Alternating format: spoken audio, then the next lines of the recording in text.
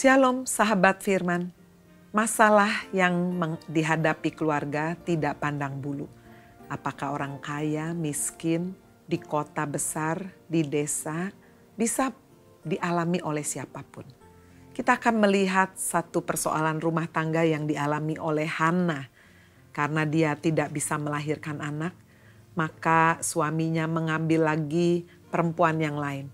Karena pada zaman dulu jika seorang wanita tidak bisa melahirkan anak, tidak ada ilmu kedokteran yang bisa menolongnya. Dan bagi orang-orang Yahudi, memiliki anak adalah satu keharusan. Itu sebabnya walaupun suaminya sangat mengasihi Hana, suaminya Elkana mengambil wanita lain. Apa yang dialami oleh Hana tentu saja menyesakkan dan mengecewakan di dalam hidupnya. Apalagi ketika dia menjumpai bahwa Penina, istri yang diambil oleh suaminya ini hamil, melahirkan anak dan menyakiti Hana. Firman Tuhan berkata di dalam 1 Samuel 1 ayat 6 dikatakan madu daripada suaminya ini selalu menyakiti Hana supaya ia gusar karena Tuhan telah menutup kandungannya. Demikianlah terjadi dari tahun ke tahun. Setiap kali Hana pergi ke rumah Tuhan, Penina menyakiti hati Hana sehingga ia menangis dan tidak mau makan. Sahabat firman, apakah yang harus kita lakukan ketika kita menghadapi masalah keluarga?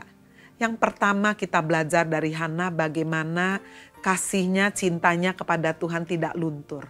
Dikatakan tiap tahun dia tetap ikut suami untuk beribadah membawa korban persembahan kepada Tuhan. Walaupun di situ dia disakiti, tetapi dia kesampingkan rasa sakitnya, dia utamakan Tuhan, dia beribadah. Bagaimana dengan Anda sahabat firman ketika menghadapi masalah rumah tangga? Apakah Anda tetap rajin beribadah atau mulai kendor karena merasa ada kekecewaan? Mari kita meneladani Hana, tetaplah beribadah. Yang kedua, kita melihat bagaimana Hana tidak membalas sakit hati itu dengan kebencian atau dia mengadukan kepada suaminya, tidak. Dia tidak memarahi balik, tetapi dia melepaskan pengampunan. Dia juga seorang wanita yang bijak, tidak mengadukan kepada suaminya karena suaminya bisa sekali marah kepada Penina. Bukankah ini sesuatu yang luar biasa? Ketika menghadapi masalah keluarga mungkin ada wanita idaman lain, pria idaman lain atau hal-hal yang lain masuk dalam hidup rumah tangga.